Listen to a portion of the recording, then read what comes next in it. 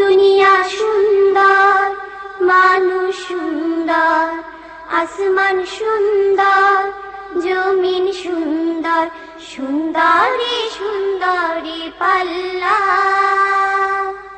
জানি না কত সুন্দর তুমি আল্লাহ।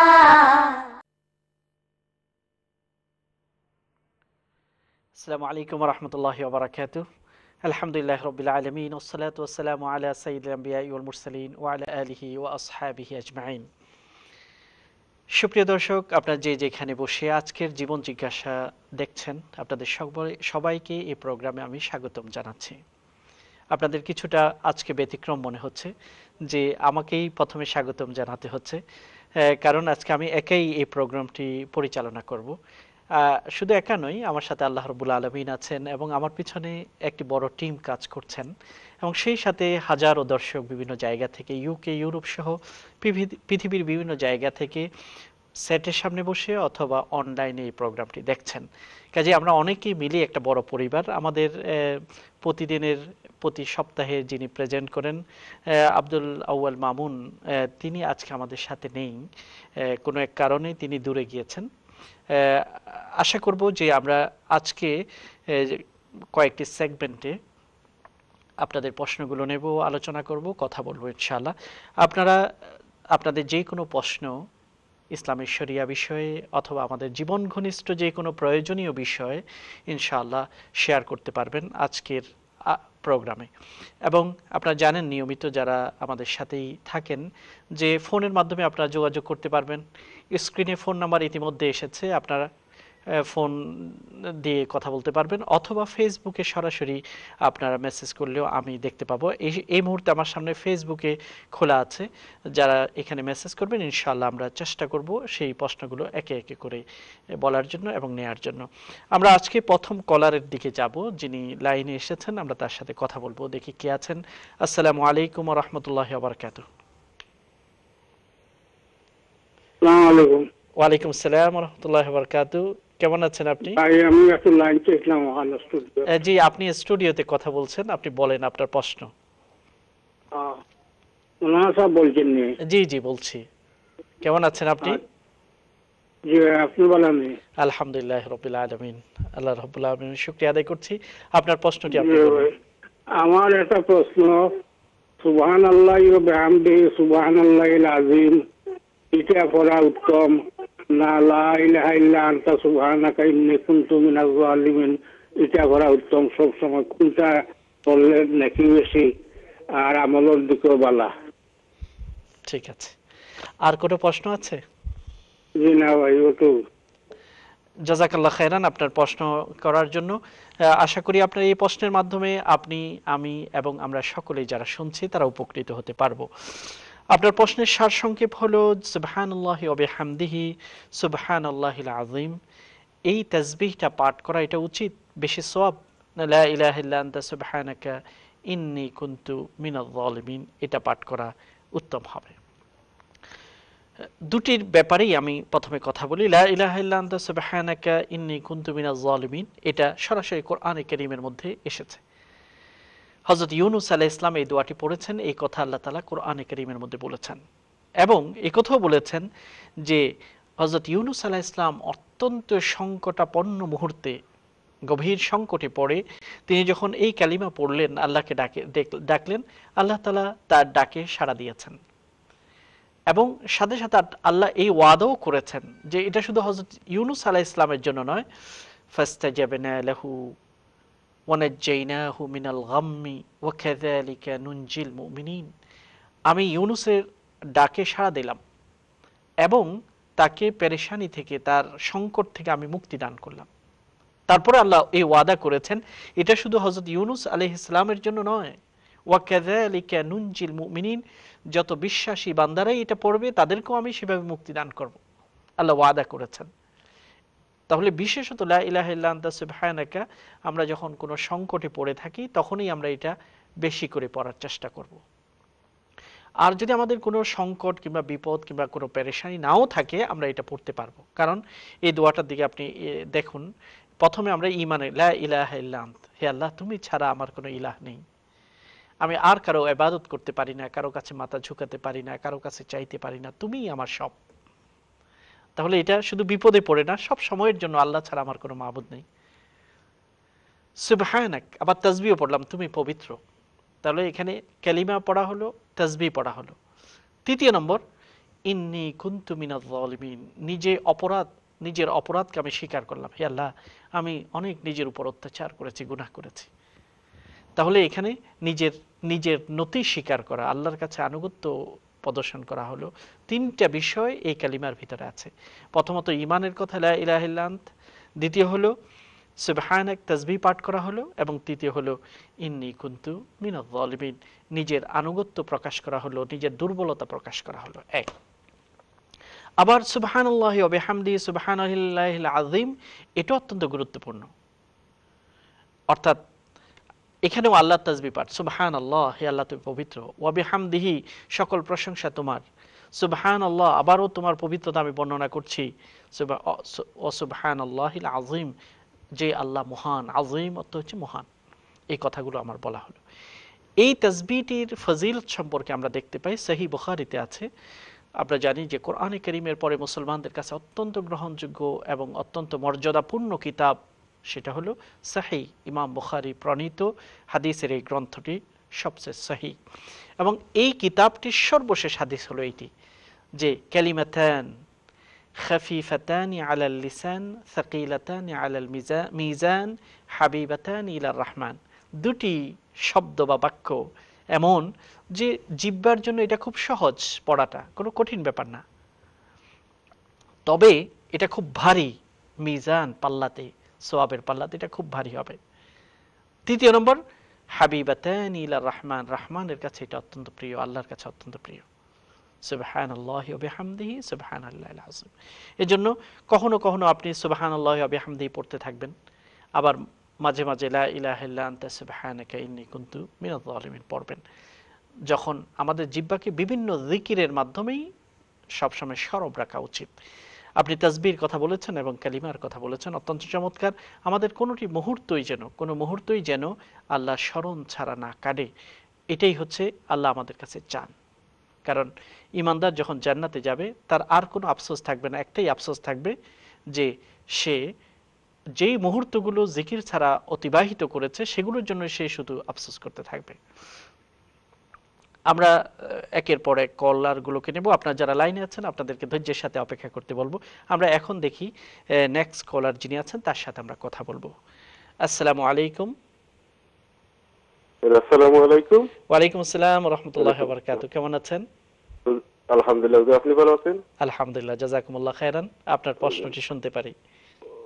হুজুর, আমার প্রশ্নটা হইছে অত্যন্ত দুঃখজনক, বাট আমার জানতে খুব আগ্রহ। আমার এক রিলেটিভ কিছুদিন আগে আত্মহত্যা করছে।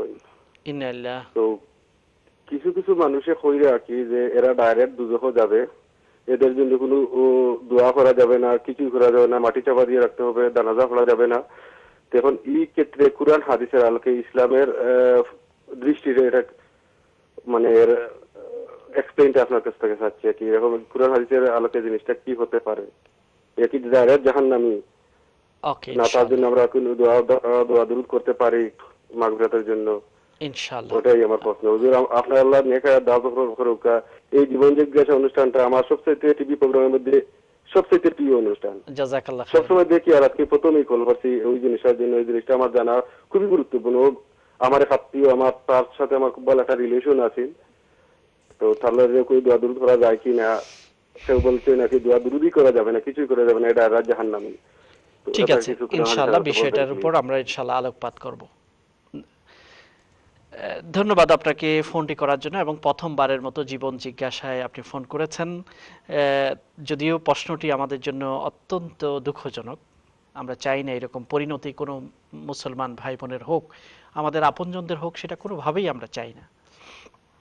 প্রথমত, আত্মহত্যা করা, ইসলামের বিধান হলো আত্মহত্যা করা হারাম। এবং এই ব্যাপারে আল্লাহর নবী সহিহ হাদিসের মধ্যে বর্ণনা করেছেন, যে ব্যক্তি আত্মহত্যা করে দুনিয়া থেকে বিদায় নিল, কিয়ামতের ময়দানে আল্লাহ তাআলা শাস্তি হিসেবে, আখিরাতে তাকে শাস্তি হিসেবে বারবার সে নিজেকে হত্যা করবে, আবার জীবিত হবে, আবার নিজেকে নিজে হত্যা করবে। এই শাস্তির কথা তার জন্য বর্ণিত হয়েছে। কারণ লোকটি যখন আত্মহত্যা করলো সে আর তওবা করার সুযোগ পেল না। কারণ গুনার পরে যদি কেউ তওবা করে, আল্লাহ তাআলা গফুর, গফফার, রাহিম, রহমান, রাউফ, ওয়াদুদ, আল্লাহ ভালোবাসাপূর্ণ, আল্লাহ দয়ালু, আল্লাহ মেহেরবান এবং ক্ষমাশীল, ক্ষমা করে দেন। কিন্তু সে আত্মহত্যা করেই দুনিয়া থেকে বিদায় নিয়েছে, কাজে সে ক্ষমা পাওয়ার সুযোগ পায়নি। এই জন্য এখানেই একটা বড় ধরনের বিপজ্জনক পরিস্থিতিতে সে পড়ল। যাই হোক, এই আত্মহত্যাটা কবিরা গুনাহ, তবে এটার কারণে সে কাফের হয়ে যায়নি। যদি সে কুফরি করে না মারা যায়, সে কাফের হয়নি, সে হতাশ হয়ে গেছে, জীবনে পরাজিত হয়ে সে নিজেকে আত্মহত্যার পথ বেছে নিয়েছে। এজন্য তাকে কাফের বলা যাবে না, তাকে অবিশ্বাসী বলা যাবে না, অথবা চিরতরে জাহান্নামী এটাও বলা যাবে না। সে কবিরা গুনাহ করেছে, এটা সত্য, বড় ধরনের একটি গুনাহ করেছে, এবং সেটা শাস্তি আমি যেটা হাদিস উদ্ধৃত করলাম যে কিয়ামতের ময়দানে তাকে বলা হবে, বারবার সে হত্যা করবে নিজেকে, আবার জীবিত হবে, আবার হত্যা করবে, এই জাতীয়। এখন প্রশ্ন হলো তার জানাজা হবে কিনা, তার জন্য আমরা মাগফিরাতে দোয়া করতে পারবো কিনা। উত্তর হলো তার জানাজা হবে। যেহেতু তিনি অমুসলিম নয়, নিজেকে অমুসলিম হিসেবে ডিক্লারেশন দিয়ে যাননি যে আমি ঈমান হারা অথবা আমি মুসলমান না, এরকম কথা যেহেতু বলেননি, কাজেই তাকে মুসলমান হিসেবে, মুসলমানদের যে সম্মান মারা যাওয়ার পরে বডিকে যেভাবে ট্রিটমেন্ট করতে হয়, গোসল করানো, দাফন করা, জানাজা পড়া, সেগুলো সব কিছুই করা হবে। তবে পার্থক্য হলো এটা যে যারা সমাজের গণ্যমান্য স্কলার আছে, যাদেরকে মানুষ গ্রহণ করেছে, এবং যারা ইলম এবং আমল তাকওয়ায় প্রসিদ্ধ, এই জাতীয় বড় স্কলার যারা আছেন, তারা এই জাতীয় ব্যক্তির জানাজা পড়াবেন না। সাধারণ মানুষেরা অথবা সাধারণ কারোর মাধ্যমে জানাজা সম্পন্ন করা হবে। এবং এটা করার কারণ হচ্ছে দুটো। এক নম্বর হচ্ছে যে সে অপরাধটা করেছে, নিজেকে আত্মহত্যা করেছে, যেই কারণেই করুক না কেন, একটি অন্যায় কাজ করেছে। তো কাজেই জানাজাতে শরীক হওয়ার অর্থ হলো কাউকে সাপোর্ট করা।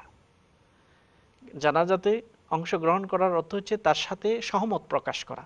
একজন স্কলার যদি এখানে অংশগ্রহণ করেন, তাহলে এই কাজটাকে হালকাভাবে দেখা হলো। তবে অন্যান্যরা, তারা সাধারণ মানুষ শরীক হতে পারবে, তার জানাজা পড়তে পারবে, মুসলমান হিসেবে তাকে দাফন করা হবে, স্কলাররা করবেন না। এবং এটা হচ্ছে একটা কারণ। দ্বিতীয় কারণ হলো যে কেন একজন ভালো স্কলার, দামি স্কলার অংশগ্রহণ করবেন না, এটা হচ্ছে পরবর্তী অন্য মানুষদের জন্য একটা হুঁশিয়ারি, সতর্কতা, যে কেউ যদি এই জাতীয় অন্যায় করে, তাদের ক্ষেত্রেও ভালো স্কলাররা জানাজায় আসবে না। কাজেই তোমরা সাবধান, যারা জীবিত আছে তাদের জন্য সাবধান, যে এরকম কাজ করে কেউ যদি দুনিয়া থেকে বিদায় গ্রহণ করে, তার পরিণতি সুন্দর হবে না। এই জন্য সাবধান করার জন্য তাদের জানাজাতে অংশ। যেমন আল্লাহ নবী বলেছেন, কেউ যদি লোন রেখে মারা যায়, আমি তার জানাজা পড়বো না, তোমরা পড়ে নাও। এটা হচ্ছে সতর্কতা করা অন্যদের জন্য, যে দেখো তোমরাও যদি এরকম কোনো লোন রেখে মারা যাও এবং আদায়ের কোনো ব্যবস্থা তোমরা করে না যাও, তাহলে আমি জানাজায় অংশগ্রহণ করব না, এরকম হাদিস আছে। পরবর্তীদের জন্য সতর্ক করার জন্য, যে এই ব্যাপারে যেন সবাই সতর্ক থাকে। তৃতীয় প্রশ্ন, আপনার প্রশ্নের তৃতীয় একটা অংশ হলো যে তার জন্য গুনাহ মাপ চাওয়া হবে কিনা। উত্তর হলো আপনি গুনাহ মাপ চাইতে পারবেন, যেহেতু তিনি একজন মুসলমান ছিলেন। যে কোনো মুসলমানের জন্য গুনাহ মাপ চাওয়া যায়। সরাসরি যারা নিজেদের কুফরি প্রকাশ করে মারা গেছে, কুফরি অবস্থায় মারা গেছে, নিজের বাবা হলেও, নিজের আপনজন হলেও, তাদের জন্য ইস্তেগফার বা গুনাহ মাপ চাওয়া যায় না। কিন্তু যে ব্যক্তি কুফরি অবস্থায় মারা যায়নি, গুনাহ করা অবস্থায় মারা গেছে, তার জন্য গুনাহ মাপ আমরা আল্লাহর কাছে চাইতে পারি। আশা করি আপনি আপনার প্রশ্নটির উত্তর পেয়েছেন। মহান রব্বুল আলামিনের কাছে আমরা দোয়া করি, আল্লাহ তাআলা যেন এই জাতীয় অত্যন্ত নেককারজনক পরিস্থিতি আমাদের জীবনে, কারো জীবনে যেন না করে, আমাদের আপনজনদেরকে এই জাতীয় অন্যায় পথ থেকে যেন তাদেরকে হেফাজত করেন, সেজন্য মহান রবের কাছে আমরা ফরিয়াদ করছি। আমরা কলারেও যাব, আবার কিছু অনেক প্রশ্নগুলো আসা শুরু হয়ে গেছে। এর মধ্যে বিশাল এক বন্যা আমি দেখতে পাচ্ছি প্রশ্নগুলো। আমি একে একে সেই প্রশ্নগুলোর দিকে আপনাদের মনোযোগ দেব ইনশাআল্লাহ। আমরা কয়েক মিনিট আমার হাতে আছে ব্রেকে যাওয়ার আগে, তার মধ্যে আমি কয়েকটা প্রশ্ন একটু দেখে নেওয়ার জন্য। আমরা কলটা নিয়ে নিই, তারপর ইনশাআল্লাহ আমি ব্রেকের ভিতরেই আপনাদের প্রশ্নগুলো দেখে নেব ফেসবুকে, ইনশাআল্লাহ সেগুলোর উত্তর দেওয়ার জন্য চেষ্টা করব। আমাকে একসাথে দুটি কাজ করতে হচ্ছে, প্রেজেন্টেশনও করতে হচ্ছে এবং উত্তরও দিতে হচ্ছে, কাজেই আমি একজন মানুষ হয়ে দুটি ভূমিকা পালন করছি আজকে। আমি দেখি এখন লাইনে কে আছেন। আসসালামু আলাইকুম। আসসালামু আলাইকুম। ওয়ালাইকুম আসসালাম ওয়া রাহমাতুল্লাহ। জি হুজুর, আমার একটা প্রশ্ন হচ্ছে যে বেতরের নামাজের সময় যদি আমি দোয়া কুনুত পড়তে ভুলে যাই, তাহলে কি আমার সুজদা করতে হবে বা এটা কি পড়া জরুরি? আর আরেকটা প্রশ্ন হচ্ছে যে একটা বুক আছে যেটা নিয়ামুল কোরআন নামে নুরানি, ওটার শেষে 12টা দোয়া আছে, যে দোয়াটার নাম পরশমণি দোয়া। তো দোয়াগুলার অর্থগুলো আমি পড়েছি, অনেক সুন্দর, কিন্তু এখানে লেখা আছে যেগুলা পড়লে অনেক সওয়াব হবে।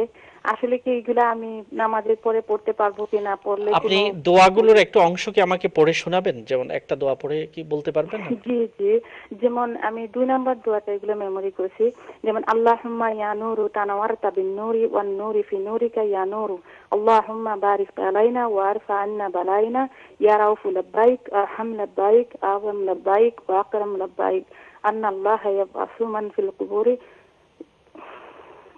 কুবুরি। ওকে, ঠিক আছে, আমি মোটামুটি অনুমান করতে পেরেছি, ইনশাআল্লাহ আমি বলবো। আর কোনো প্রশ্ন নেই আশা করি।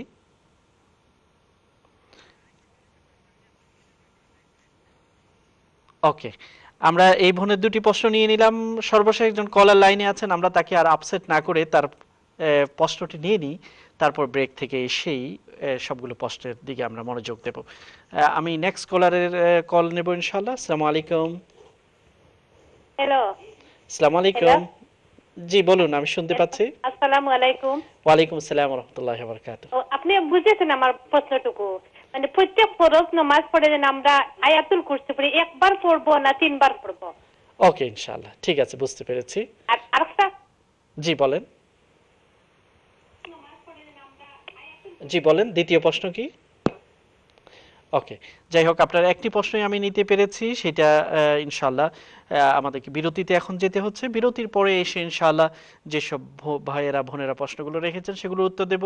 ফেসবুকের কিছু উত্তর দেওয়ার জন্য আমরা ইনশাআল্লাহ চেষ্টা করব। ইনশাআল্লাহ একটু বিরতিতে যাচ্ছি, ইনশাআল্লাহ বিরতির পরে আবারও দেখা হবে এই প্রত্যাশা। আসসালামু আলাইকুম ওয়া রাহমাতুল্লাহি ওয়া বারাকাতুহু। আসমান সুন্দর, জমিন সুন্দর, সুন্দরী সুন্দরী পাল্লা, জানি না কত সুন্দর তুমি আল্লাহ।